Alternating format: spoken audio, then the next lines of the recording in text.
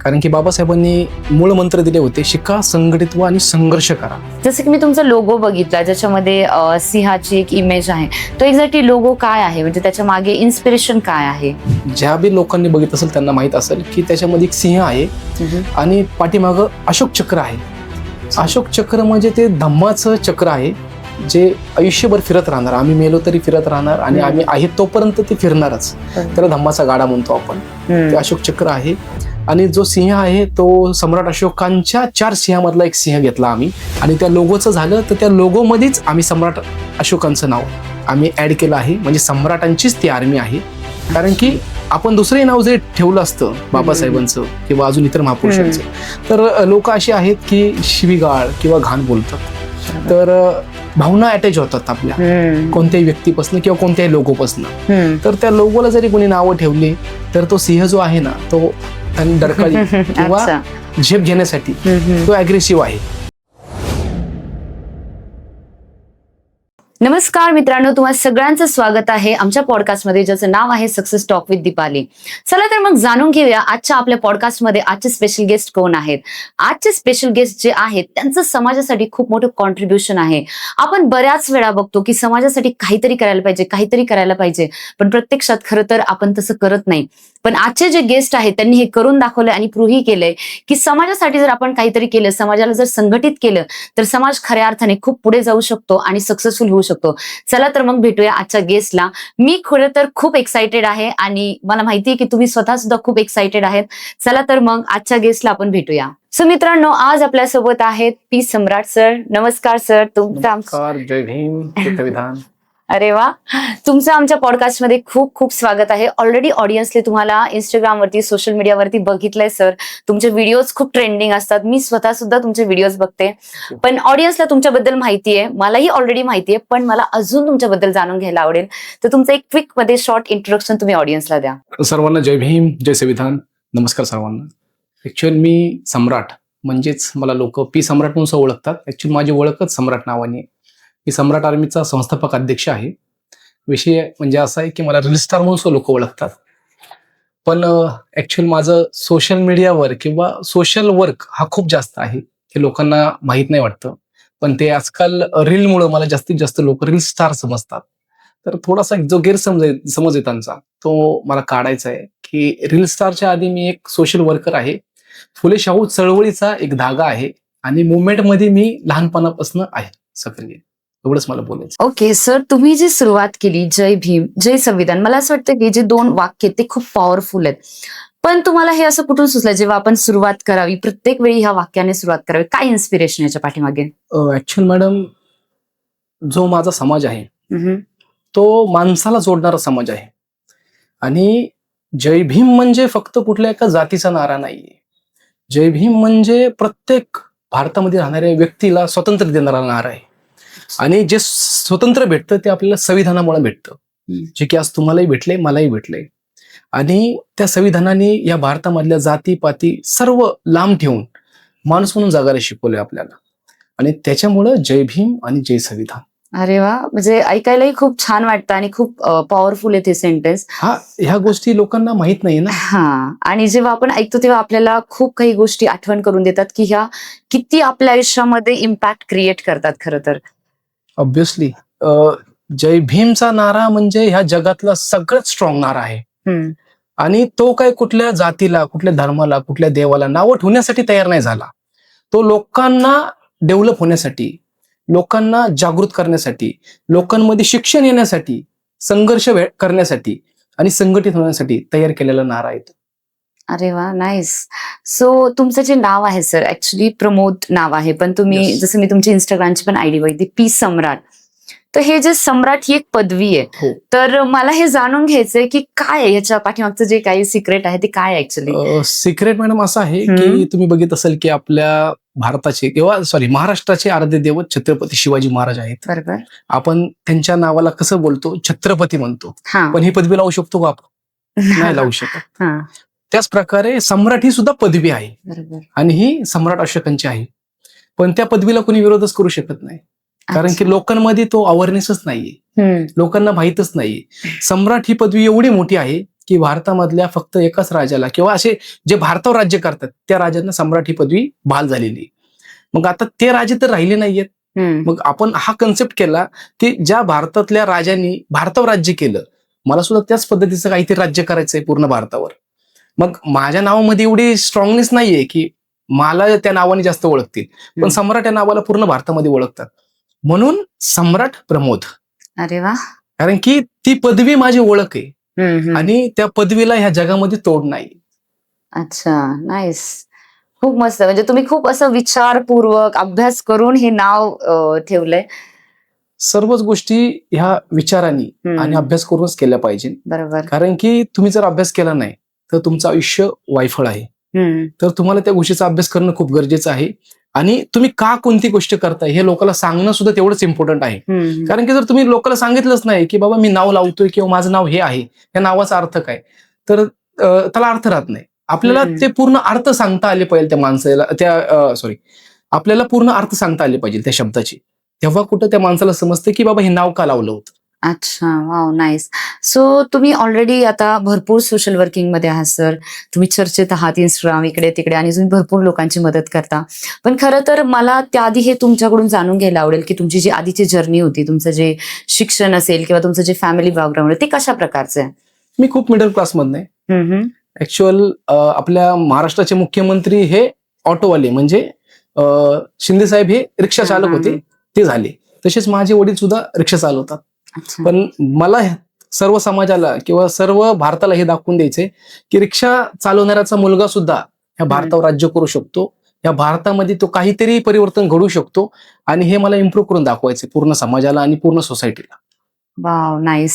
So तुमचं education झालं तेव्हा एक जसं प्रत्येक फॅमिलीचं स्वप्न असतं की आपल्या मुलाने जॉब वगैरे केला पाहिजे. खरं तर हे समाजाच्या भानगडीत नको पडायला, कारण हा खूप मोठा मॅटर आहे. बरोबर. सो तुम्हालाही घरून अपोज आला? हा, माझ्या घरच्यांनी मला ऍक्च्युअल सरकारी जॉब बघ किंवा पोलीस भरतीला जा, मिलिटरी भरतीमध्ये जा, मनाची तब्येत आहे, चांगलं बॅकग्राऊंड आहे, चांगला फिजिकल आहे, चांगली म्हणजे त्याच्यामुळं तू जा म्हणायचे मला, सरकारी जॉब वगैरे ट्राय कर, एमपीएससी युपीएससी दे. मी ते सुद्धा करत होतो, पण ते करता करता मला कुठेतरी जास्तच बाबासाहेबांच्या विचारांचा जास्तच मला हे पडला, आवड झाली बाबासाहेबांच्या विचाराची. मग त्याच्यामुळे मी जास्त अभ्यासावर फोकस देतच होतो, पण तो देता देता बाबासाहेबांच्या पुस्तकांवर जास्त माझा फोकस गेल्यामुळं मी जास्त सामाजिकच जास्त वळलो. आणि घरच्यांना मी सांगितलं की मी सरकारी जॉब नक्कीच म्हणजे घेणार, पण बोललो सरकार बनवून घेणार. अरे वा, खूप मस्त. आणि मग जेव्हा तुम्हाला आता घरच्यांकडून अपोज झाला, पण तरी पण तुम्ही ठरवलं की नाही मला ह्या मार्गावरून चालायचंच आहे, काय होतं ते इन्स्पिरेशन? बाबासाहेबांचं तर मला समजलं की तुम्ही पुस्तक वाचले, पण एक आपण म्हणतो ना इनर पॉवर असते. घरच्यांना भीती वाटते, कारण की आपण जे काम करतो त्या कामामध्ये काही धर्माचे लोक असतात जे फक्त धर्मवेडे असतात, त्यांना समजतच नाही समोरचा माणूस चांगला आहे का वाईट आहे, ते फक्त धर्म करतात. त्याच्यानंतर मी जे काम करतो त्याच्यामध्ये धर्माला विरोध करणारे लोक असतात, जातीला विरोध करणारे लोक असतात. आणि ऍक्च्युअल मी अशा समाजामधनं येतो की ज्या समाजाला कधी बोलण्याचाच अधिकार नव्हता, त्या समाजाला कधी ताटमानेने उभं राहताच येत नव्हतं, ज्या समाजाला चालताच येत नव्हतं. आणि मी त्या समाजातनं आज एवढ्या मोठ्या लेवलला जाणं किंवा माझ्याकडं सर्व काही असणं हे खूप मोठी गोष्ट आहे. बरोबर आहे. आज म्हणजे तुम्ही तिथपासून आले आणि एवढे सक्सेसफुल झाले, खरं तर एक समाजासाठी खूप मोठे इन्स्पिरेशन आहे तुम्ही. समाजामध्ये लोकांना कळलं पाहिजे की आपला जन्म जरी एखाद्या पर्टिक्युलर जातीमध्ये झाला, पण आपण त्या जातीच्या त्या धर्माच्या भिंती तोडून सुद्धा आपण काहीतरी करू शकतो, हे मला दाखवायचंय. आणि आज माझ्यासारखे असंख्य जे माझ्या समाजाचे लोक आहेत ते 100% तेच प्रूफ करतात की आम्हाला जरी कुठल्या वर्ण व्यवस्थेने गुलाम बनवलं होतं, पण आज आम्ही गुलाम नाही, आम्ही राजे आहोत आणि आम्ही लोकशाहीचे राजे आहोत. अच्छा. पण सर बऱ्याच वेळा असं होतं ना, आता तुम्ही कितीही समाजात धडे द्या की नाही जातीवाद नको, तुम्ही चांगल्या रस्त्यावर, पण असं होत नाही. लोकांची मेंटॅलिटी ती नाही आजूबाजूला, ते आजही जातीवाद करतात, धर्म, तर ह्या गोष्टी आहेत. आपण ह्यांना कसं बदलू शकतो? मॅडम, गोष्ट लक्षात ठेवा, छत्रपती शिवाजी महाराजांचा जन्म झाला या भूमीवर, ह्याच भूमीवर महात्मा फुलेंचा जन्म झाला, ह्याच भूमीवर बाबासाहेब आंबेडकरांचा जन्म झाला. त्या लोकांना सुद्धा जातीपाती संपवता नाही आल्या. आपण तर काय, त्यामुळे जात ही जाणार नाहीये, पण ह्या जातीचं निर्मूलन कसं करणं हे नक्की आपल्या हातामध्ये आहे. जात का लोक बघतात, कारण की त्या जातीला कुठंतरी एका पुस्तकाने, एका ग्रंथाने खालच्या जातीचं म्हणून लेखलं होतं, म्हणून जात बघितली जाते. आज धर्म म्हणून जरी लोक एकत्र आले, पण जात म्हणून एकत्र येत नाहीयेत. धर्मासाठी सगळे एकत्र यायला तयार आहेत, पण जातीसाठी कुणाच्या कोणी यायला तयार आहे का? प्रत्येकाला प्रत्येकाच आहे मॅडम. आज तुम्ही जरी कुठल्या धर्माचे असलं ते का, पण जातीमध्ये दुसऱ्या जर लग्न करायचं म्हणलं खूप प्रॉब्लेम फेस होतात. तिथं तुमचे सुद्धा मतभेद आहेत. आणि बाबासाहेबांनी याच्यासाठीच 1956 हिंदू धर्म सोडून बुद्ध धर्मामध्ये गेले, कारण की त्यांना तो कन्सेप्टच पटत नव्हता की फक्तच धर्म आणि जात हे माणसाला जगण्यासाठी नाहीये, तर जगवण्यासाठी जो धर्म आहे तो बुद्धिस्ट आहे, जो माणसाला जगवतो, म्हणतो की तू माणूसच आहे, तू उच्च नीच ह्या गोष्टीच नाहीयेत. आज तुम्ही बघा ना, तुम्ही जरी स्वतःला हिंदू म्हणत असाल किंवा असंख्य लोक स्वतःला हिंदू म्हणतात, पण ज्यावेळेस जातीचा कन्सेप्ट येतो तर ते एकामेकाला उच्च नीचतेच्याच भावनेने बघतात ना. लग्न सुद्धा लावून देत नाहीत. असे तुम्ही डोळ्याने उदाहरण बघताय आणि प्रॅक्टिकल उदाहरण आहेत ती. हो, माझं स्वतःच पण सेल्फ रिस्पेक्ट म्हणजे असं सेल्फ एक्सपिरियन्स आहे या गोष्टीमध्ये. ह्या गोष्टी आहेत, आजही समाजामध्ये आहेत आणि आपण अशा समाजाला नाही बदलू शकत ऍक्च्युली. जातीवाद हा कधी संपू शकत नाही. त्याच्यामुळे तर म्हणतो तुम्हाला जातीचं निर्मूलन करावं लागेल. तुम्हाला एवढं स्ट्रॉंग बनावं लागेल की समोरच्या माणसाने जरी बोललं ना या जातीचा, त्याला फरक नाही पडला पाहिजे. हे तुम्हाला अवेअरनेस आणावं लागेल समाजामध्ये. ज्यावेळेस समाजामध्ये हा अवेअरनेस येणार की बाबा हा कुठल्या तरी एका जातीचा आहे, तर त्याला असं नाही वाटलं पाहिजे की अरे हा फक्त जात नाही. त्यावेळेस त्यांनी म्हणलं पाहिजे अरे माणसं आहेत सगळ्यात पहिले. आपण आपला जन्म हा माणूस म्हणून होतो ना, बरोबर आहे, का जात म्हणून होतो? माणूस म्हणून होतो ना. तर समाजामध्ये हा अवेअरनेस आला पाहिजे की अरे सगळ्यात पहिला आपण माणूस आहे. त्यामुळेच बाबासाहेबांनी सांगितलं होतं की firstly Indian, I am firstly Indian and lastly Indian. म्हणजे आपण कोण आहे? पहिले भारतीय आहोत. मी तर म्हणतो सरकारने आता एक नवीन स्कीम काढली पाहिजे. अच्छा, जात धर्म सांगण्यापेक्षा मी भारतीय म्हणून सांगितलं पाहिजे. Wow, nice. आणि हे मला असं वाटतं फॉलो केलं गेलं तर खूप चांगली गोष्ट आहे. याच्यासाठी तुम्हाला माझी सरकार बनवावं लागेल. डेफिनेटली आम्ही सपोर्ट करायला तयार आहे. आणि मला असं वाटते समाजामध्ये खरं तर आपण जेव्हा तुम्ही आता राजकारणामध्ये बोलताय तर एक सुशिक्षित वर्ग राजकारणात येणं खूप गरजेचं आहे. जो असा वर्ग किंवा असा तरुण जो समाजाला एक प्रॉपर गायडन्स करेल आणि समाजाला योग्य दिशेने घेऊन जाईल. कारण आज आपण बघतो, जर राजकारणात बघितलं तर मला तुमच्याकडून खरं तर जाणून घ्यायचंय, राजकारण म्हणजे फक्त असं आहे का की आपण एका पदवीवरती बसवायचं आणि आपलं शासन चालवायचं? नाही, राजकारण म्हणजे हे समाजातल्या तळागाळातल्या माणसाला तुम्ही हात दिला पाहिजे. राजकारण म्हणजे फक्त असं नाहीये की फक्त कुठल्या तरी एकाच जातीच्या आमदाराला, एकाच जातीच्या खासदाराला तुम्ही जात बघून निवडून दिले पाहिजे, असं नाही. राजकारण म्हणजे ते की राजकारण हे अख्ख्या भारताला सांभाळू शकतं, हे राजकारण असतं. कारण की राजकारण सगळ्या गोष्टींना चालवतं. आपल्या भारतामध्ये जरी वर्णव्यवस्था संपली असेल किंवा संपून सुद्धा गेली संविधानामुळं, पण तरी सुद्धा आजही कुठेतरी वर्णव्यवस्थेचा एक वर्ग हा भारतामध्ये जिवंत आहे. त्याला आजही कुठेतरी असं वाटतं की जाती राहिल्या पाहिजे. आजही त्याला असं वाटतं की त्या राजकारणामुळे सुद्धा जाती टिकल्या पाहिजे. म्हणून राजकारणी लोक जातीवाद करतात. राजकारणी लोक हिंदू धर्म, मुस्लिम धर्म, धर्मात भांडणं लावतात. सगळ्यात जास्त भांडणं लावणारे जर कोण असेल, रेकॉर्ड काढा, हे सगळे राजकारणीच लोक आहेत. आणि राजकारण कसं घडलं पाहिजे? राजकारण जो शिकलेला वर्ग आहे, त्या शिकलेल्या वर्गाने तिथे बसलं पाहिजे त्या खुर्चीवर. ज्यावेळेस तो त्या खुर्चीवर बसणार, माझ्यासारख्या तरुणाला चान्स द्या ना, मी तुम्हाला परिवर्तन करून दाखवतो. मला माझ्या जातीचं पडलेलं नाहीये, मला या भारतामधल्या प्रत्येक तळागाळातल्या जातीचं पडलेलं आहे, मला तुमचं पडलेलं आहे, मला सगळ्यांचं पडलेलं आहे. कारण की बाबासाहेबांनी हेच सांगितलं की प्रत्येकाला हात द्या. जो शोषित पीडित दलित आहे त्या प्रत्येकाला हात देणं हे राजकारणी माणसाचं काम असतं. आज नोकऱ्या नाहीयेत, कुणामुळे नाहीयेत? राजकारणी लोकांमुळे नाहीयेत. आज शिक्षणामध्ये प्रॉब्लेम क्रिएट होते, ते कुणामुळे होते? ते फक्त राजकारणी लोकांमुळे. आज जातीमध्ये भांडणे, उपवर्गीकरणामुळे भांडणे कोण करते? राजकारणीच लोक करते. ते बरोबर, हे राजकारण शिकवते. पण ह्या राजकारणाला जर तुम्हाला मोडीत काढायचं असेल तर आमच्यासारख्या सुशिक्षित लोकांना खासदार करा, आमदार करा, आम्हाला त्या खुर्चीवर बसवा, सीएम पण करा. मी तर म्हणतो सीएम पण व्हायला तयार आहे. अडाणी तर नाहीये, मला कळतं काय करायचं काय नाही करायचं. शिकलेला माणूस खूप काय करू शकतो. फक्त एकदा पॉवर द्या ना आम्हाला फक्त पॉवरची कमी आहे. समाजातल्या लोकांनी फक्त आम्हाला ती पॉवर दिली पाहिजे. ज्यावेळेस ती पॉवर भेटते ना मॅडम, मी तुम्हाला सिरियस सांगतो, त्या खुर्चीवर बसणारा माणूस आहे ना, प्रामाणिकपणे काम करेल ना, या भारताला आहे ना जपानच्या पुढे घेऊन जाऊ शकतो आपण. पण आज भारत आपला तसा आहे का? भारतामध्ये करप्शन आहे, भारतामध्ये सगळ्या गोष्टी आहेत आणि राजकारणी कारणीभूत आहे याला. बरोबर आहे. पण आपण ह्या गोष्टीला खरं तर मला असं वाटतं कुठे सुधरवू नाही शकत. सुधरवू शकतो ना मॅडम, चांगल्या लोकांना निवडून द्या ना, फक्त जात बघून निवडून देऊ नका ना. माझ्यासारखा माणूस जर कुठल्या एखाद्या पर्टिक्युलर जातीच्या विरोधात थांबतोय तर निवडून द्या ना. तुम्ही जात बघणार माझी, तर साहजिक गोष्ट आहे मी निवडून येणार नाही कधीच. मग कसं काय तुमचं भलं होणार? आणि आजपर्यंत तुमचीच लोक जरी गाडीवर बसली तरी त्या लोकांनी तुमचं भलं नाही केलं. मग तुम्ही त्यांनाच निवडून का देताय? त्यांच्याच मुलाला निवडून देताय. राजकारण म्हणजे असं झालंय, घराणेशाही झाली. तोच खासदार असतो, त्याचा मुलगाच आमदार असतो, त्याच्याच मुलाचा मुलगा नगरसेवक असतो, किंवा एखादा आमदार असेल त्याचाच मुलगा नगरसेवक होतो, एखादा खासदार असेल त्याचाच मुलगा आमदार, खासदार, नगरसेवक आहे. म्हणजे ही घराणेशाही चालू राहिली पाहिजे असं तरी आहे. म्हणजे लोकशाही काय? लोकशाही म्हणजे काय की बाबा ज्या माणसाला कोण ओळखत, त्याच मला नाही ओळखत कोणी. माझ्या पाठीमागे काय कुठलं ब्रँड नाहीये, माझा बाप काय आमदार खासदार नाहीये, मी तुमच्यासारखाच एक सामान्य माणूस आहे. पण माझ्यात जिद्द आहे काहीतरी करून दाखवायची.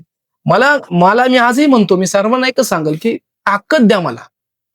एकदा माझ्याकडे ताकद आली ना, मी त्या ताकदीचा 100% समाजासाठी उपयोग करेल आणि दाखवल सुद्धा की त्या खुर्चीची ताकद काय, किंवा त्या खुर्चीवर बसल्यानंतर ताकद किती ती हातामध्ये. ऍक्च्युअल आताच्या काळामधल्या लोकांना हेच माहित नाहीये की आमदार, खासदार, नगरसेवक यांची कामं काय आहेत. आता फक्त ट्रेंड आहे की बाबा माझ्या जातीचा आहे, माझ्या धर्माचा आहे, थांबवायचा, निवडून द्यायचा, विषय संपला. असं नाहीये. तुमच्या हक्कासाठी, न्यायासाठी आवाज बनवून लढणाऱ्या माणसाला तुम्ही खासदार, आमदार केलं पाहिजे. अरे तुमच्यासाठी कोणी भांडत नाही आणि तुम्ही त्या लोकांना आमदार, खासदार केले, आणि ज्यावेळेस काय प्रॉब्लेम येतो त्याच वेळेस तुम्ही नावं ठेवता त्या लोकांना. नाही तर तुम्हाला असं वाटतं की माझ्या जातीचा निवडून आलाय, माझ्या धर्माचा निवडून आलाय. असं नाही चालत. लोकशाही आहे. लोकशाहीमध्ये तुम्हाला प्रत्येकाला अधिकार दिले पाहिजे, प्रत्येकाला राईट्स दिले पाहिजे, आणि सामान्य माणसाला तर तुम्हाला ना चान्स दिला पाहिजे. सगळ्यात महत्वाचं म्हणजे तेव्हा कुठे ती लोकशाही आहे. नाही तर घराणेशाही चालू आहे आता सध्या. तेवढा लोकशाहीचं मला वाटतं कुठेतरी तो वापर केला जात नाही, फक्त लोकशाही कागदांवरती आहे सध्या तरी. पण आजपर्यंत मी असा माझ्या समाजातला कुठला नेता बघितला नाही की जो म्हणला, म्हणजे जो बोललाय असा की आम्हाला या भारताचं शासनकर्ता बनायचंय. मी बुद्धिस्ट आहे आज. मला असं वाटतं माझ्या समाजाचा एकदा का असं ना सीएम या महाराष्ट्राचा झाला पाहिजे. कारण की तुम्ही आम्हाला खुर्ची देऊन बघा ना की आम्ही काय करतो, आम्ही काय करू शकतो. आमच्या हातामध्ये तुम्ही पॉवरच दिली नाही कधी. एकदा पॉवर देऊन बघा ना की आम्ही काय करू शकतो, महाराष्ट्राला किती डेव्हलप करू शकतो. तुम्हाला शेवटी महाराष्ट्राला डेव्हलप करायचंय ना. महाराष्ट्र माझा आहे ना, मी सुद्धा ह्याच भूमी जन्माला आलेलो आहे ना. तर माझं बी कर्तव्य तेच आहे की माझं स्पष्ट मत आहे की एकदा चान्स द्या एका बुद्धिस्ट समाजातील व्यक्तीला. तो त्या खुर्चीवर बसला ना, मी 100% सांगतो महाराष्ट्रामध्ये आहे ना प्रगतीचे दिवस येतील. अरे वा. साहजिक आहे, कारण की आम्ही बाकींच्यासारखे धर्म करत नाही, आम्ही बाकींच्यासारखी जात करत नाही. आमचा फक्त एकच विषय आहे, जो म्हणजे इक्वॅलिटी, समानता. आज तुम्ही चेअरवर बसलात, मी चेअरवर बसलोय, ह्याचं क्रेडिट फक्त आणि फक्त बाबासाहेबांना आहे. त्यांच्यामुळे आज आपण दोघं सुद्धा इक्वॅलिटीला आहे. नाहीतर आपल्याला सुद्धा आज मनुस्मृतीने सांगितलं होतं की आपली तेवढी लायकी नाही की आपण खुर्चीवर बसू शकतो. मग हीच इक्वॅलिटी मला परत एकदा प्रस्थापित करायची, ही संविधानाच्याच माध्यमातून होऊ शकते, आणि त्याच्यासाठीच आपल्याला आमदार, खासदार होणं खूप गरजेचं आहे. अरे वा. सो तुमचं येणाऱ्या काळामध्ये काय विजन आहे सर? मॅडम, येणाऱ्या काळामध्ये मी स्वतः राजकारणामध्ये येणार आहे. मी स्टार्टिंगला तरी असा विचार करतोय की अपक्ष म्हणून लढावं. आणि जर समाजाचं जर प्रेम असेल तर ऑब्व्हियसली ते मला निवडून देतील, आणि एखाद्या पक्षाचं जरी प्रेम असेल माझ्यावर, त्या पक्षात सुद्धा मी जायला तयार आहे. तो पक्ष फक्त माझ्या विचाराचा हवाय, कारण की मी फुले शाहू चळवळीतला कार्यकर्ता आहे. लहानपणापासून माझ्यावर तेच विचार आणि तेच आचार पडल्यामुळं मी दुसऱ्या कुठल्या पक्षात जाऊ शकत नाही. हे माझं प्रखर मत आहे. आणि मी आजपर्यंत सोशल मीडियावर सुद्धा आणि सर्वांना एकच सांगतो की मी आजपर्यंत निळा झेंडा सोडून कधीच कुठला झेंडा हातामध्ये घेतला नाही. निळा झेंडा हा समतेचं प्रतीक आहे. निळा झेंडा म्हणजे आकाशाचं प्रतीक आहे. आकाश हे कधीच भेदभाव करत नाही, पाणी सुद्धा कधी कुणासोबत भेदभाव करत नाही. त्याच प्रकारे निळा झेंडा आहे, तो कधीच कुणासंग भेदभाव करत नाही. पण लोकांना असं वाटतं की निळा झेंडा घेणारे म्हणजे पर्टिक्युलर एका जातीचे आणि पर्टिक्युलर एका धर्माचेच आहेत. असं काही नाहीये. निळा झेंडा हा समतेचा झेंडा आहे, आणि तो प्रत्येकाने घेतला पाहिजे आणि प्रत्येकाने त्याचा सन्मान केला पाहिजे. हे समाजामध्ये लोकांना माहितच नाही. फक्त असं की जातीचा झेंडा आहे, आणि मी निळ्या झेंड्यालाच प्राधान्य देणारा व्यक्ती आहे. बरोबर. कलर खूप आहेत, सगळेच कलर माझेच आहेत, मी कोणासंग जातीभेद, धर्मभेद करत नाही. पण निळ्या झेंड्याची जी पॉवर आहे किंवा जी ताकद आहे ती कोणत्याच झेंड्यामध्ये नाही, कारण की तो आकाशाचा कलर आहे. आकाश कधीच भेदभाव करत नाही. आता तुम्हाला भेदभाव करायचे का नाही करायचे हे तुमच्यावर आहे, पण माझं काम आहे सांगायचं समाजाला. एक आपण काय म्हणतो, समाजाला सुज्ञ करायचं, आपण सुज्ञ करतोय. त्याच्यामध्ये आपण कोणाला कमी किंवा जास्त असं लिखत नाहीये, पण सांगणं पण गरजेचं आहे. सांगितल्याशिवाय लोकांना समजणार नाही. बरोबर आहे ना? बरोबर आहे. सगळी गंमत खरं तर विचारांची आहे. सर, तुमचं येणाऱ्या काळामध्ये विजन काय आहे? मॅडम, माझं सगळ्यात पहिलं विजन आहे की महाराष्ट्रामध्ये आणि महाराष्ट्राच्या बाहेर म्हणजे पूर्ण भारतामध्ये पहिलं तर एक संघटन झालं पाहिजे. कारण की बाबासाहेबांनी मूळ मंत्र दिले होते, शिका, संघटित व्हा आणि संघर्ष करा. तर शिक्षण जरी झालं आमचं, म्हणजे मी म्हणत नाही खूप झालं, पण जे झाले ते शिक्षण झाल्यानंतर एक संघटन असणं खूप गरजेचं आहे. कारण की संघटनेशिवाय कोणतीच गोष्ट होऊ शकत नाही. त्याच्यामुळे मला संघटन होणं म्हणजे करणं खूप गरजेचं आहे आणि संघटन झाल्यानंतरच मी राजकारणामध्ये येणार. ओके. अच्छा. आणि जसं की मी तुमचा लोगो बघितला ज्याच्यामध्ये सिंहाची एक इमेज आहे. तो एक्झॅक्टली लोगो काय आहे? म्हणजे त्याच्या मागे इन्स्पिरेशन काय आहे? तो लोगो जो आहे ना, तो ज्या बी लोकांनी बघितलं असेल त्यांना माहित असेल की त्याच्यामध्ये एक सिंह आहे आणि पाठीमागं अशोक चक्र आहे. अशोक चक्र म्हणजे ते धम्माचं चक्र आहे, जे आयुष्यभर फिरत राहणार. आम्ही मेलो तरी फिरत राहणार आणि आम्ही आहे तोपर्यंत ते फिरणारच. त्याला धम्माचा गाडा म्हणतो आपण. ते अशोक चक्र आहे आणि जो सिंह आहे तो सम्राट अशोकांच्या 4 सिंहामधला एक सिंह घेतला आम्ही. आणि सम्राट अशोक ज्यांनी बुद्ध धम्म या भारतामध्ये दिला, त्यांनी 84,000 मंदिरं बांधली होती भारतामध्ये. आज तुम्ही बघताय ते सुद्धा असून सुद्धा ते आमचे आहेत असं आम्हाला म्हणता येत नाहीये. म्हणजे त्याच्यात दडपण आहे, कारण की त्या मंदिरांना सुद्धा आज कुठेतरी एक वेगवेगळी नावं भेटल्यात आणि प्रत्येकाच्या आस्था जोडल्यात त्या मंदिरांपासून. तर त्याच प्रकारे समाजामध्ये लोकांच्या मनामध्ये द्वेष निर्माण होऊ नये म्हणून आम्ही सुद्धा त्या गोष्टीवर जास्त बोलत नाही. त्याच्यामुळे 84,000चा जो विषय आहे तो कधी ना कधी आम्ही कोर्टालाच विचारू, कारण की हे कायद्याने झालेलं कधीही बरं. कारण की असं जर आपण बोलायला गेलो तर समाजामध्ये तेढ निर्माण होणार. आणि त्या लोगोचं झालं तर त्या लोगोमध्येच आम्ही सम्राट अशोकांचं नाव आम्ही ऍड केलं आहे. म्हणजे सम्राटांचीच ती आर्मी आहे. कारण की आपण दुसरंही नाव जरी ठेवलं असतं बाबासाहेबांचं किंवा अजून इतर महापुरुषांचं, तर लोक अशी आहेत की शिवीगाळ किंवा घाण बोलतात. तर भावना अटॅच होतात आपल्या कोणत्याही व्यक्तीपासून किंवा कोणत्याही लोगोपासून. तर त्या लोगोला जरी कोणी नावं ठेवली तर तो सिंह जो आहे ना, तो डरकाळी किंवा झेप घेण्यासाठी तो अग्रेसिव्ह आहे, म्हणून त्या सिंहाला घेतला आहे. आणि सम्राटांची आर्मी असल्यामुळे सम्राट आर्मी नाव दिलं आहे. अरे वा, सम्राट आर्मी, खूप मस्त. अच्छा. जी तुमची सम्राट आर्मी आहे बरोबर, तर त्याच्यामध्ये म्हणजे ती किती लोकांची टीम आहे? आता सध्या तर बघायला गेलं तर 3 लाख लोक आहेत. अरे वा. आणि 3 लाखांमधनं पूर्ण भारतामध्ये माझी आर्मी काम करते, म्हणजे प्रत्येक स्टेटमध्ये, फक्त महाराष्ट्रातच नाही. सर, तुम्ही सम्राट आर्मी मधून लोकांना, समाजाला कशा प्रकारे योगदान देता? त्यांची कशा प्रकारची मदत तुम्ही करता? ज्या ठिकाणी सुद्धा अत्याचार अन्याय होतो त्या ठिकाणी आम्ही कायद्याची लढाई करतो. अच्छा. म्हणजे रस्त्यावरची लढाई नाही करत आणि मोर्चे आंदोलन बिलकुल काढत नाही मी. कारण की ह्या गोष्टी केल्याने काय होतं, त्या प्रत्येक व्यक्तीवर पोलीस केस होती, म्हणजे त्याचं आयुष्य बरबाद होऊन जातं. आणि मला कोणत्याही व्यक्तीचं आयुष्य खराब नाही करायचं. जे करायचंय ते तुम्हाला कायद्याच्या चौकटीत राहून करायचंय. आणि आमची जी आर्मी आहे ती फक्त कायद्याला धरून काम करते. मग आमच्याकडे वकिलाची टीम आहे, आमच्याकडे पोलिसांची टीम आहे, आमच्याकडं भारतामधले जेवढे बी तज्ज्ञ लोक आहेत त्या सर्वांच्या टीम आहेत. आम्हाला ते सल्लागार आहेत, आम्हाला ते सल्ले देतात, त्या पद्धतीने आम्ही काम करतो.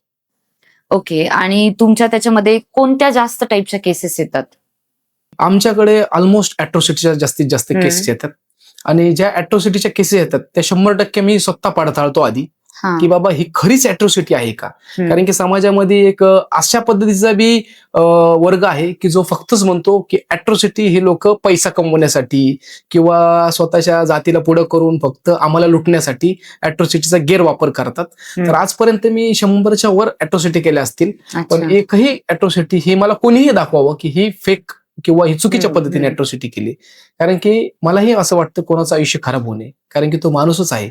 पण जोपर्यंत अद्दल घडत नाही तोपर्यंत तो सुधरत नाही.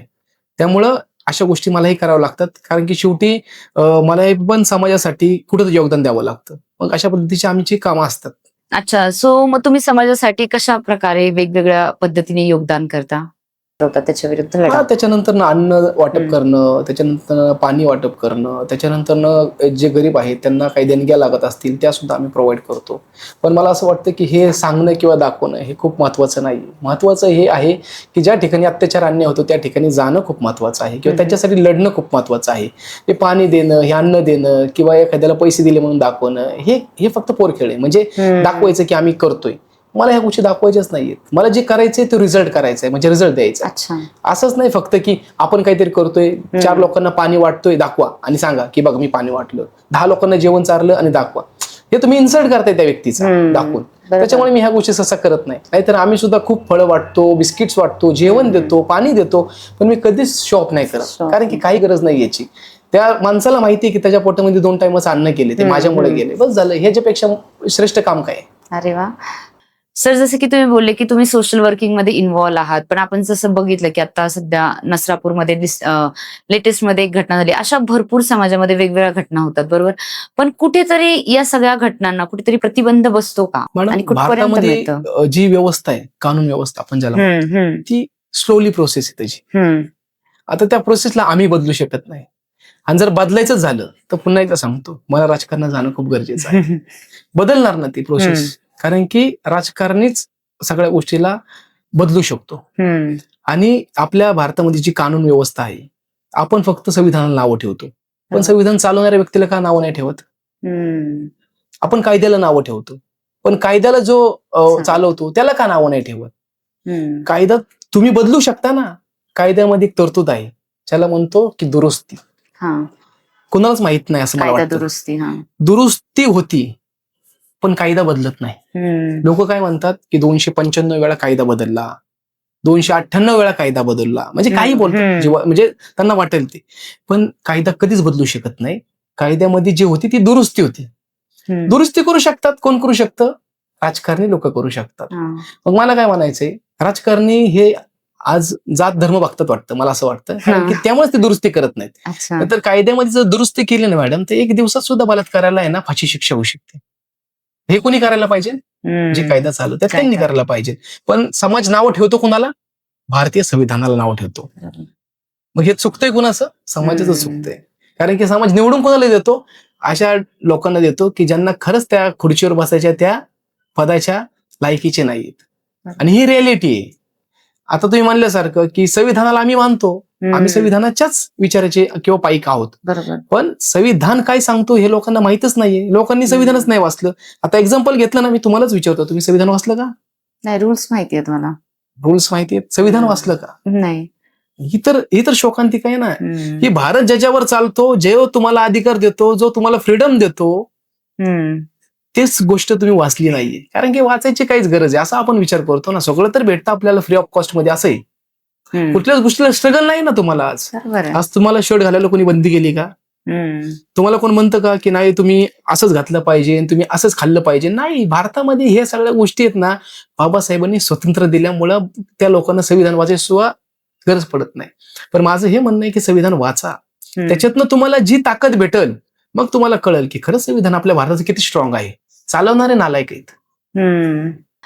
सर, मग आपण ह्या गोष्टी चेंज करण्यासाठी एक्झॅक्टली काय करायला पाहिजे? आपली पाऊलवाट कशी असली पाहिजे?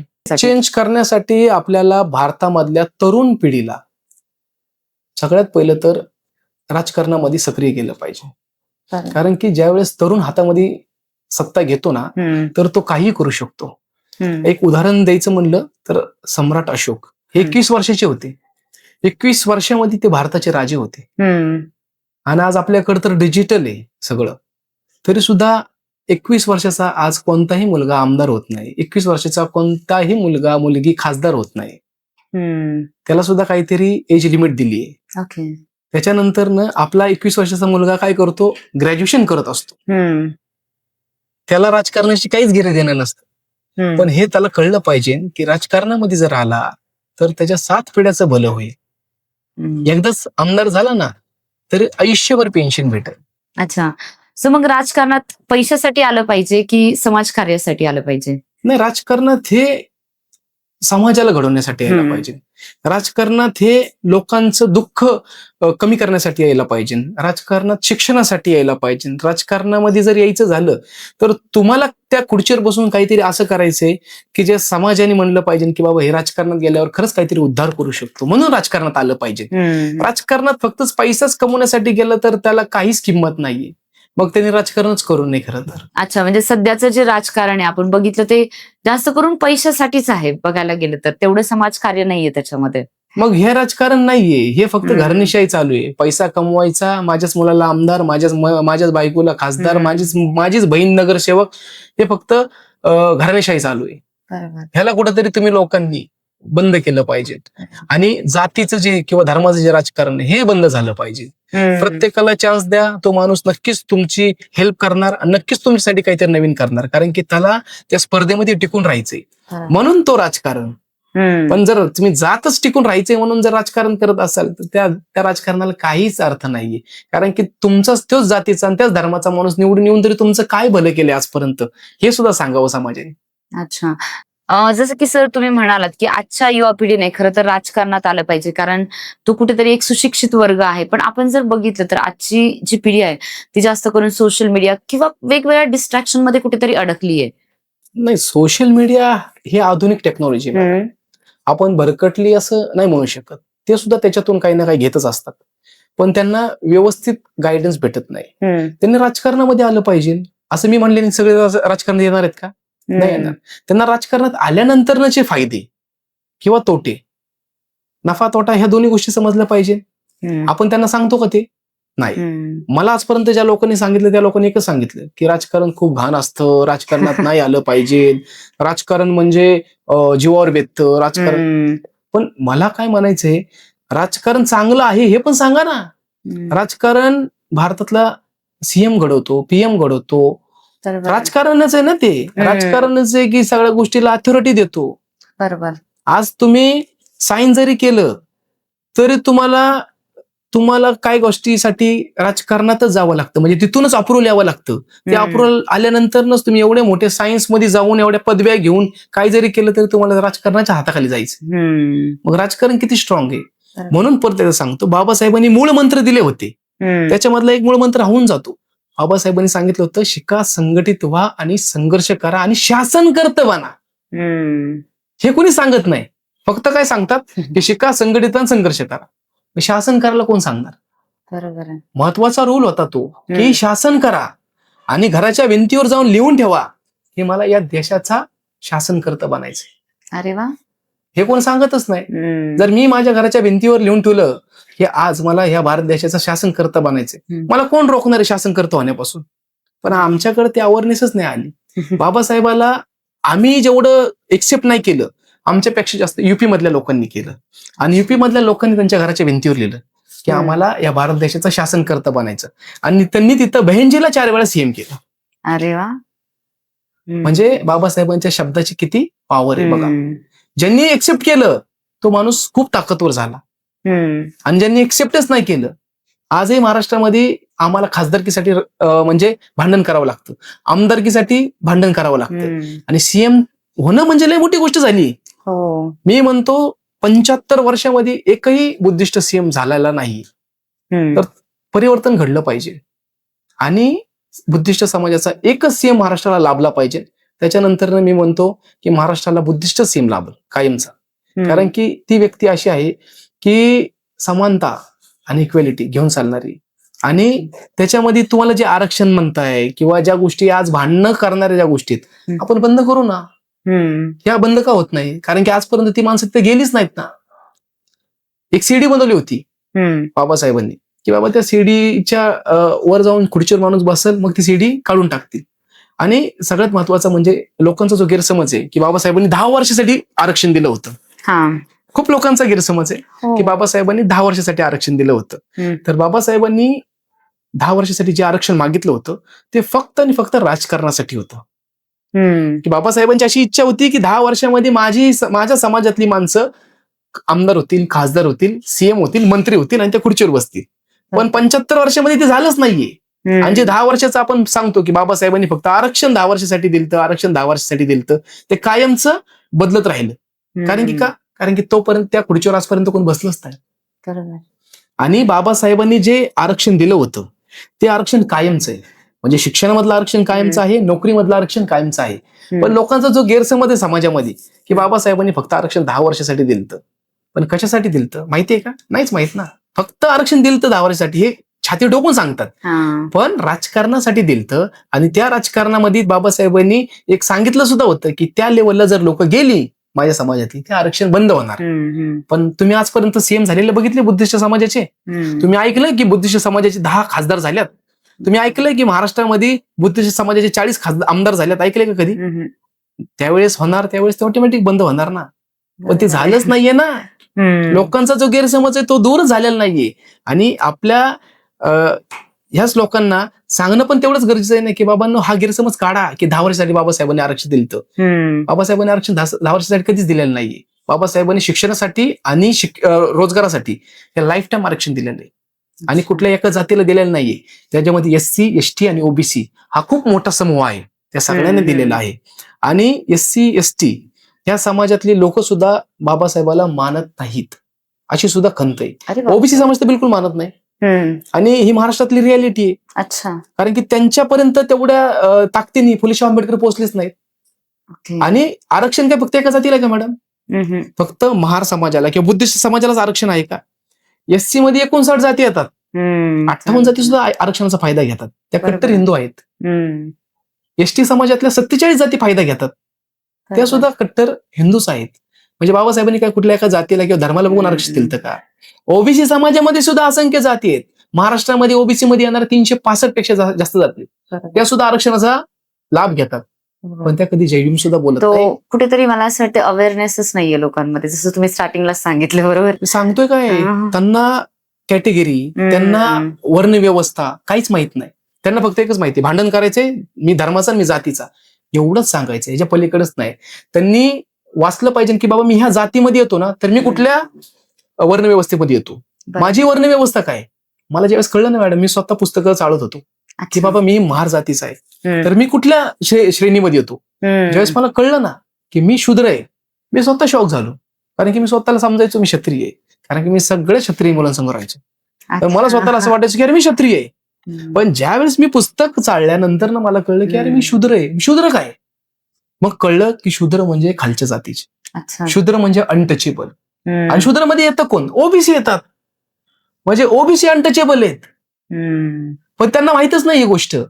म्हणजे आम्ही OBC पेक्षा मी खालच्या जातीचे. म्हणजे कोण? SC ST. आणि आम्हाला माणूस म्हणून जगण्याचाच अधिकार बाबासाहेबांनी दिला. की लोक म्हणतात की अरे तू जय भीमच का म्हणतो? अरे बाबा, जय भीम म्हणजे बाबासाहेबांनी छत्रपती शिवाजी महाराजांना वाचले. बाबासाहेबांनी सांगितलं माझे गुरु महात्मा फुले आहेत. माझे पहिले गुरु तथागत गौतम बुद्ध, दुसरे गुरु संत कबीर आणि तिसरे गुरु महात्मा फुले. आम्ही त्या सर्वांना मानतो ना, आम्ही सर्वांना घेऊनच चाललोय. आम्ही कधी कोणासंग जातीभेद धर्मभेद केला? मनुवाद हा एक कन्सेप्ट आहे, तो मनुस्मृतीला मानणाऱ्या लोकांसाठी. आजही तुम्हाला कपडे घालण्याचा अधिकार नाही, मनुस्मृती. तुम्हाला चालते का ती मनुस्मृती? चालेल का? जी सांगते तू कपडेच घालू नको, जी सांगते की तू गोंद तुझ्या कपाळावर, ती सांगते की तू खालच्या जातीची समजलं पाहिजे, तुम्हाला त्या गोष्टी पटतात काय ह्या काळामध्ये 21व्या शतकात? तरी आजही काही स्त्रिया अशा आहेत की त्या मनुस्मृती म्हणतात की लागू झाली पाहिजे. अच्छा. म्हणजे त्यांना हे माहित नाही की मनुस्मृती सांगते की तुमची लायकी चपलीप्रमाणे, बायकांची लायकी ही चपलीप्रमाणे. म्हणजे अशी मनुस्मृती कुणाला वाटेल की बाबा लागू झाली पाहिजे? तर अवेअरनेस नाहीये समाजामध्ये. त्यांना असं वाटतं की बाबा मी ह्या धर्माची, त्या धर्माचा हा ग्रंथ होता तर हा चालला पाहिजे. तू वाच ना त्या ग्रंथाला. आम्ही नावं ठेवतच नाही कुणाला. बाबासाहेबांसारखे अभ्यासू प्रेमी, बाबासाहेबांसारखे knowledgeable person, the symbol of knowledge, अशा व्यक्तींनी एक पुस्तक जाळलं त्यांच्या उभ्या आयुष्यामध्ये. त्या पुस्तकाचं नाव आहे मनुस्मृती. मला सांगा, ज्या माणसाचं पुस्तकावर अफाट प्रेम होतं, जो माणूस जिवंत लायब्ररी होता, ती व्यक्ती कोणतं पुस्तक जाळू शकते का? नाही. पण त्या व्यक्तीने तो विषारी ग्रंथ जाळला आणि सांगितलं सुद्धा की हे खूप खूप म्हणजे खूप विषारी आहे. सापाचं सुद्धा विष चांगले, पण त्याच्यापेक्षा जास्त विषारी ते. म्हणून बाबासाहेबांनी रायगडच्या पायथ्याशी बाबासाहेबांनी मनुस्मृती जाळली. म्हणजे हा इतिहास आहे, हा इतिहास समाजापर्यंत नाही गेला. लोकांना असं वाटतं की आमचा धर्मग्रंथ चालणार. अरे तुमचा नाव होता, तुम्हाला गुलाम बनवणारा धर्मग्रंथ होता तो. त्यांनी तुम्हाला गुलाम बनवलं होतं. त्यांनी सांगितलं होतं की तू त्या जातीचा आहे तेच काम कर. आज तुम्ही जातीपातीच्या भिंती तोडून काम करताय. तो तुमचा धर्म सांगत होता की तुम्ही पैसे ठेवू नका, तो धर्म सांगत होता तुम्ही कपडे घालू नका, तो धर्म सांगत होता तू काय बोलतात गळ्यात मळकन पाठीला झाडू घाल. असा धर्म कुणाला प्रिय असेल मॅडम? मला मग त्या गोष्टी बाबासाहेबांनी तोडल्या. त्याला म्हणतो आपण गुलामगिरीच्या बेड्या तोडणं. आणि आज आपल्या प्रत्येकाला, प्रत्येक स्त्रीला असू द्या, प्रत्येक पुरुषाला असू द्या, समानता दिली आहे बाबासाहेबांनी. आज स्त्रिया CM होऊ शकतात, आज स्त्रिया आमदार होऊ शकतात, खासदार होऊ शकतात, नगरसेवक होऊ शकतात. हे मनुस्मृती देतं का तुम्हाला असं फ्रीडम? मनुस्मृती सांगतं चूल आणि मूल, ह्याच्या पलीकडे काही सांगत नाही. ते सांगतं बायकांनी फक्त घरातल्या माणसाची, पुरुषाची सेवा करायची. ते सांगतं उठल्यापासून संध्याकाळपर्यंत राबायचं. ते सांगतं की नवऱ्याचं उष्ट खायचं, आणि नवऱ्याने जेवढं ठेवलंय ना तेवढंच खायचं, त्या पलीकडे काही मागायचं नाही. आज तसं आहे का? बाबासाहेबांच्या संविधानाने सांगितलं पोट भरून खावा, कपडे घाला, मुलासारखं राहावा, कसंही राहावा, स्टाईलमध्ये राहावा, तुम्हाला कुणीच काय बोलणार नाही, कुणाच्या दम नाही, तुम्हाला टाप नाही. तुम्हाला टच जरी केलं तरी बाबासाहेबांनी तुमच्यासाठी कायदे केलेत, ज्या कायद्यामध्ये लगेच टाकता तुम्ही की माझा विनयभंग झाला. बाबासाहेबांचे कायदे खूप स्ट्रॉंग आहेत आणि भारतातल्या स्त्रियांना त्यांचा विटाळ पडतो. म्हणतात की बाबासाहेब कुठं आमच्या जातीचे. अरे त्या हम्म. बाबासाहेबांनी तुमच्यासाठी किती काय केले. बरोबर आहे. 8 तासाची ड्युटी केली तुमच्यासाठी, हम्म. पगार फुल पगार, म्हणजे तुम्ही प्रेग्नेंट राहिला तर Maternity तुम्हाला leave वर. डायरेक्ट 6 हो. महिन्याचा पगार भेटतो तुम्हाला. हम्म. बाबासाहेबांचे विचार किती महान होते त्या काळामध्ये, त्यांनी केलेले आज तुम्हाला फळं भेटतात. बरोबर आहे. आज हे लाईट सुद्धा आपल्याला बाबासाहेबांमुळे भेटते. बाबासाहेबांनी विजेची निर्मिती केली, पाण्याची निर्मिती केली. ज्या समाजाला पाणी देत नव्हते आज त्या समाजाच्या प्रत्येकाच्या घरामध्ये नळ आहेत. हम्म. पाण्यासाठी कुठे जायचं कुणाला. बरोबर आहे. आणि लोकांचे अजून वेगवेगळे प्रश्न असतात की तुम्ही हम्म. 5,000 वर्षापूर्वी पाणी जर होतं तर तुम्ही काय पित होते. म्हणजे आमच्या समाजाला लोक पाणी देत नव्हते असं आम्ही हम्म. सरळ सांगतो. तर लोक म्हणतात ज्या विहिरी होत्या त्या विहिरीवर तुम्ही पाणी येऊन पित होते का, तुम्ही पाणीच नाही पिलं तुम्ही काय पित होते. तर मला त्या लोकांना बी सांगायचे हा. की त्या काळामध्ये वर्ण व्यवस्था होती. हम्म. त्या काळामध्ये लोक कुणाला टच करू देत नव्हते, शिवू देत नव्हते. आणि आमच्या सावलीचा विटाळ होता. म्हणजे 12 वाजता जी सावली पडती ना, जी बरोबर फक्त एका रेषेमध्ये असती, त्याच वेळेस आम्हाला बाहेर निघायचं होतं. हम्म. आधी जर असा निघाला तर त्याचा विटाळ व्हायचा. हम्म. म्हणजे हे एवढे भयानक नियम कोणता माणूस बरोबर आहे. एक्सेप्ट करू शकतो. हम्म. आणि आम्हाला सिरियस त्या काळामध्ये पाणी देत नव्हते लोक. आजही तुम्ही जावा काही ठिकाणी कोणत्या गावामध्ये, हम्म. त्या गावामध्ये विहिरी सुद्धा अशा असतात की ही मराठ्यांची विहीर, अच्छा. ही चांबारांची विहीर, ही दलितांची विहीर, अशा सुद्धा विहिरी असतात. हम्म. तुम्ही जावा काही गावामध्ये, मी सुद्धा बघितल्या त्या विहिरी. काही असं सुद्धा मी वाचलंय काही ठिकाणी की शूद्रांना अलाउड नाही करायचं. आता हम्म. शूद्र कोणी माहितच नाही, तुमच्यासारख्या माझ्यासारख्या तरुण पिढीला काय माहिती शूद्र म्हणजे काय. बरोबर आहे. शूद्र म्हणजे तेच जे खालच्या जातीचे, SC ST OBC. हे ज्यावेळेस मी वाचलं, रीड केलं, त्यावेळेस मला कळलं अरे असं पण असतं का. कारण की मी शहरात राहिलो, मला हम्म. लहानाचा कधी- मोठा होईपर्यंत मला कधी जात धर्म असल्या गोष्टी कळल्या नाहीत. आम्ही सेलिब्रेशन करतो काय रंगपंचमी, हम्म. ते जात धर्मभेद नाहीये. बरोबर. आम्ही सेलिब्रेशन करतो नवरात्री, कारण की तिथं आम्हाला एन्जॉयमेंट भेटतं तिथं. हम्म. आम्ही सेलिब्रेशन करतो सगळ्या धर्मातले सर्वांचे सण. बरोबर. कारण की मी शहरात राहतो, मला त्या गोष्टीची घेणदेण नाही. आम्ही शहरात राहणारी जी लोक आहोत, आम्ही कधी ह्या गोष्टीला मानत नाही. हा, हम्म. आमचा आजही विरोध आहे कर्मकांडाला. मी आजही कोणत्या देवाला मानत नाही, अच्छा. पण म्हणजे मी कोणत्या देवाला शिवाय घालत नाही. तुम्ही अजिबात देवाला मानत बिलकुल मानत नाही, बिलकुल नाही. मी का बरं असं? नाही मानलं तर काय होतं, मानल्याने काय वेगळं होतं. नाही मानल्याने सो प्रगती झाली माझी. अच्छा. देव मानत नाही म्हणजे असं काय. गौतम बुद्धांना मी देव मानतो, बाबासाहेबांना देव मानतो, छत्रपती शिवरायांना देव मानतो, महात्मा फुले देव आहेत माझ्यासाठी. हम्म. हे देवच आहेत ना. तुम्ही तुमच्या देवाला काय पद्धतीने बघता हे तुमचा कन्सेप्ट आहे. बरोबर. माझ्यासाठी हे माणसं आहेत ज्यांनी माझ्यासाठी केलंय, हम्म. मी त्यांना देवच मानतो. कारण की त्या लोकांनी मला काही ना काही दिलंय. जो माणूस देतो ते देव असतो. बरोबर. आज मी कुणाला देणार आहे तर त्या लोकांसाठी मी देव म्हणतो. कारण की मी बघतो, मी एखाद्याला जेवण दिलं ना, तो म्हणतो तू देवासारखा आला. अरे म्हणजे त्याचा कन्सेप्टच तो आहे ना की जो काहीतरी देतो तो देव. हम्म. तसंच आम्हीही अशा देवांना मानतो की जे होते, अच्छा. ज्या लोकांनी खरंच काहीतरी करून दाखवलं होतं. हम्म. आयुष्यात येऊन त्यांनी काहीतरी लोकांना प्रेरणा दिली. तथागत गौतम बुद्धांना ओळखलं जातं की तो शांतीचा, आणि भारतामध्ये बुद्धिस्ट म्हणून जो प्रचार प्रसार झाला, भारत ही बुद्धांची भूमी. हम्म. आपण कुठेही जावा भारताच्या बाहेर, आपण ज्यावेळेस जाणार त्यावेळेस तुम्हाला हेच म्हणावं लागणार. आज भारतामध्ये प्रत्येक जण कुठल्या त्यानं कुठल्या देवाला मानतो, बरोबर. पण भारताच्या बाहेर गेलं तुम्हाला हेच सांगावं लागतं की भारत हा बुद्धाचाच देश आहे. अच्छा. तुम्ही कोणत्या देवाला मानता म्हणजे भारतामध्ये, हम्म. ह्याला नाही तुम्हाला प्राधान्य द्यावं लागत, तो तुमच्या पर्यंतच सीमित आहे. हम्म. भारताच्या बाहेर गेलं तुम्हाला सांगावंच लागतं की मी बुद्धाच्याच देशामधून आलोय आणि बुद्धाचाच आहे. अच्छा. हम्म. ही कन्सेप्ट आहे. तुम्ही आजपर्यंत बाहेरच्या देशात गेलात, हो. तुम्ही जाऊन बघा, तिथं तुम्हाला सांगावं लागणार की मी बुद्धाच्या देशातनं आले. हम्म. कारण की ज्यावेळेस तिथं, कारण की बुद्धांना प्राधान्य जास्त आहे. भारताची ओळखच बुद्धमय आहे. हम्म. पण बघा आता काय झालं, कल्चर असतो, इतिहास असतो, तो बदलत राहतो.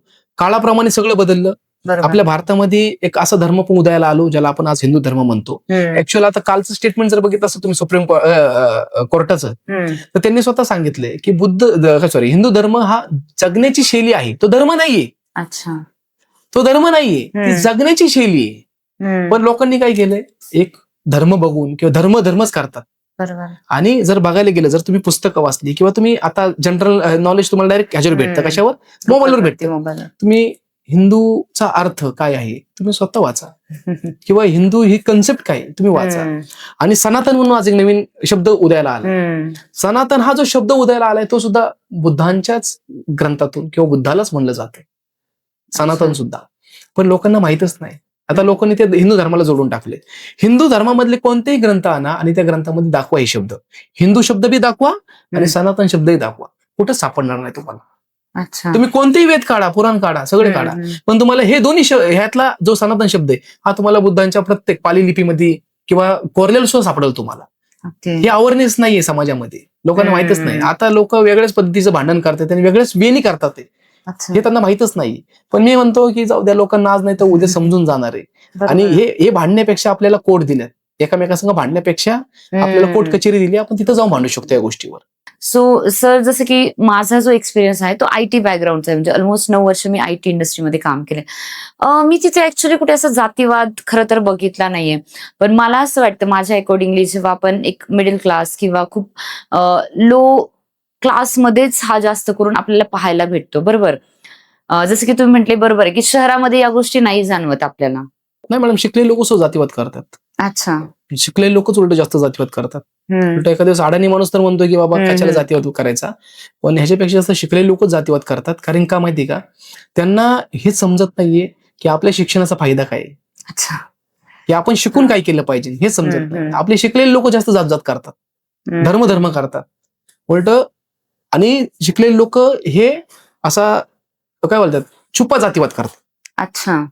म्हणजे तुम्ही बघितलं असेल की शहरामध्ये जातीवाद सहसा होत नाही. तुम्ही आयटी बॅकग्राऊंड आहात, शहरामध्ये राहता, शहरात जातीवाद होत नाही. पण ज्यावेळेस ह्याच गोष्टी खेडेगावात होतात त्यावेळेस तर सरळ दिसून येतं की हा एक पर्टिक्युलर जातीचा आहे, हा एक पर्टिक्युलर जातीचा आहे, किंवा डायरेक्ट जातीवरच डायरेक्ट बोललं जातं की बाबा हे माहिती का तुम्हाला, ह्या वाड्यातला माणूस आहे. म्हणजे तिथं जातीवाद आहे डायरेक्ट गावाकडे. पण हा जातीवाद शहरामध्ये दिसत नाही. कारण काय असतं, शहरामध्ये प्रत्येक जातीची एक मॅज्युरिटी आहे, लाखाची संख्या आहे. चुकून जातीवरनं काय बोललं तर त्याला माहिती आहे काय होऊ शकतं. बरोबर आहे. त्याच्यामुळे शहरात जातीवाद होत नाही. पण शहरात होतो, पण हा छुपा जातीवाद होतो. आणि कन्सेप्ट रियालिटी ही जातीवाद जाणार नाहीये. जर तुम्हाला जर हा जातीवाद संपवायचा आहे ना, तर परत आपण फिरून फिरून तिथंच येतो की ज्या दबलेल्या जाती आहेत त्या जातीतल्या लोकांना प्राधान्य भेटलं पाहिजे आणि त्या जाती त्या खुर्चीवर बसल्या पाहिजे. कारण की ज्यावेळेस खुर्चीवर बसतात ना, त्यावेळेस नियम बदलतात. नियम बदलले की ऑटोमॅटिक जातीचा नायनाट करता येतो. जर मी खुर्चीवर बसलो आणि बोललो की मला आजपासून जातीच नाही पाहिजे, कोण कशाला जात लावल? बरोबर ना. जातच नाही लावणार तर भांडण का होणार आहे? मी जर सांगितलं की मी भारतीय आहे, भांडण व्हायचा संबंध आहे का? पण नाही ना. कुठंतरी एक सांगावं लागतं की मी ह्या अमुक जातीचा आहे, अमुक धर्माचा आहे. मग इथून भांडण चालू होतं. मग इथून आपण मैत्रीमध्ये सुद्धा दुजाभाव निर्माण होतो आपल्या. बरोबर. आपल्याला लहानपणापासून जो मित्र असतो आपल्या जवळचा, आपल्याला माहित नसतो तो कुठल्या जातीचा आहे, कुठल्या धर्माचा आहे, काहीच माहित नसतं. पण मित्र असतो आपला, तो खूप चांगला असतो. पण जसं जसं मोठं होतो आपण, मग आपल्याला कळायला लागतं, अरे हा या जातीचा आहे, हा या धर्माचा आहे. मग तो त्याचे कल्चर फॉलो करतो, आपण आपले कल्चर फॉलो करतो. आणि त्याच्यामध्ये एक काळ असा येतो की अरे हा जातीवाद करतो, असा विषय निघून येतो त्यात. मग हे थांबायचं असेल तर आपल्याला अवेअरनेस समाजामध्ये पेरणं खूप गरजेचं आहे. तेव्हा कुठेही थांबणार. विचार आपल्याला चेंज करावा लागणार आहे सरासरी आपले सगळ्यांचे. विचार जर तुम्हाला चेंज करायचे असेल तर तुम्हाला बुद्धांना वाचणं, बुद्धांना सांगणं, तरच विचार तुम्हाला बदलता येतील. जर तुम्ही बुद्धाला बाजूला सारलं आणि तुम्ही म्हणले की मी बाबा फक्त मी कुठल्या तरी एखाद्या धर्माला मानतो आणि मी धर्माला मानून मग मी विचार पेरतो, नाही म्हणा. कारण की ऑलरेडी हिंदू धर्मामध्येच वर्ण व्यवस्था आहे. हिंदू धर्मामध्ये सांगितलंय की नीचता काय आहे, उच्चता काय आहे. मग जर तुम्ही त्यालाच घेऊन चालत राहिलं तर जातीय संपर्क मला सांगा बरं.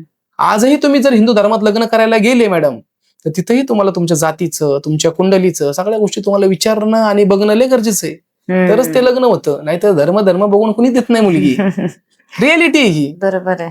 आणि समाजातल्या लोकांना समजलं पाहिजे की ही खरी परिस्थिती आहे. सो तुम्ही जसं बोलले की इंटरकास्ट मॅरेजेस वगैरे, पण आजच्या काळात जर आपण बघितलं, कुठे ना कुठे ह्या गोष्टी आता बदलत चालत. बरेच लोक इंटरकास्ट मॅरेजला आता सपोर्ट करतात, इंटरकास्ट मॅरेज होतात आणि यामध्ये अजिबात मॅटर करत नाही की तुमची कास्ट काय. पण मला असं वाटतं या सगळ्या पाठीमागे जे थिंकिंग आहे ती खूप मॅटर करते. शिकले ना, मग तुम्हाला शिक्षणाचा बी अभाव पडतो ना. शिकला त्याला कळलं की मला कुंडली बघायची नाहीये. शिकला तो म्हणतो मला जातपात बघायची नाहीये, मला धर्म बघायचा नाहीये.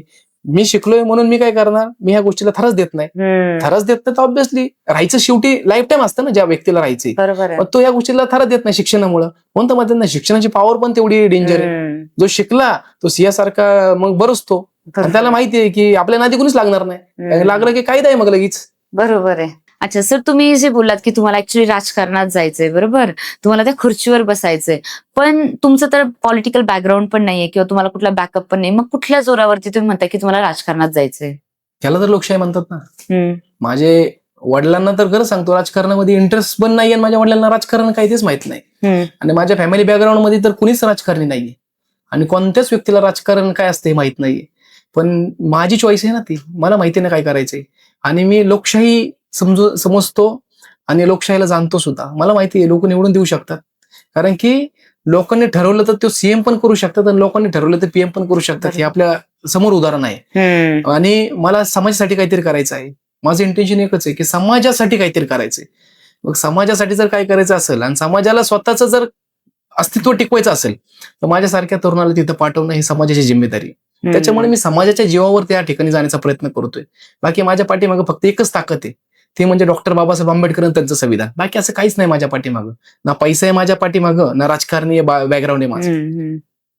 तुमचे विचार आणि समाजासाठीची धारणा आहे तीच महत्वाची आहे सर. त्यालाच घेऊन चालू बरोबर आहे. आता समाज मला जर बोलला की बाबा खरंच आम्ही तुला त्या पदावर बसू शकतो, तर मी त्यांच्यासाठी काही करायला तयार आहे आणि मला करून दाखवायचं सुद्धा आहे. मला फक्त करायचंच नाही तर मला तो इतिहास कायम करायचा आहे आणि त्या इतिहासामध्ये एक नाव नोंदवून ठेवायचंय की जर एखाद्या गरीबाच्या मुलांनी जर ठाणलं की बाबा मला त्या खुर्चीवर बसायचे तर आम्ही बसू शकतो आणि मला अख्खा माझा समाज नक्कीच मदत करू शकतो. मला असं वाटतं सर तुमचे जे विचार आहेत आजच्या पिढीसाठी खूप महत्वाचे आहे, कारण जसं आपण बघतो आजच्या पिढीला खरं तर या सगळ्याचा अवेअरनेस नाहीये की आपण काय करायला पाहिजे समाजात. आणि जसं तुम्ही बोलले की समाजासाठी आपण काहीतरी देणं लागतो जर त्यांच्याकडून काहीतरी घेतोय, आणि जे तुमचं समाजासाठी जे कॉन्ट्रीब्युशन आहे आणि आज तुमच्या मागे एवढे लाखो लोक उभे आहेत, खरं तर ही खूप मला असं वाटतं एक इन्स्पायरिंग गोष्ट आहे. आणि ऑडियन्सला सुद्धा आजच्या पॉडकास्टमधून भरपूर गोष्टी शिकायला भेटल्या असेल. इव्हन पर्सनली मी स्वतः सुद्धा भरपूर गोष्टी शिकले आणि मलाही तुम्ही म्हणजे भरपूर गोष्टी जाणीव करून दिल्या की ह्या समाजात आहेत आणि आपण अशा पद्धतीने वाटचाल करू शकतो. सर खरंच तुमचं खूप खूप धन्यवाद, तुम्ही इथे आलात आणि तुमचे मुलाचे विचार सगळ्यांसमोर मांडले. Thank you so much sir. Thank you, धन्यवाद तुमचे.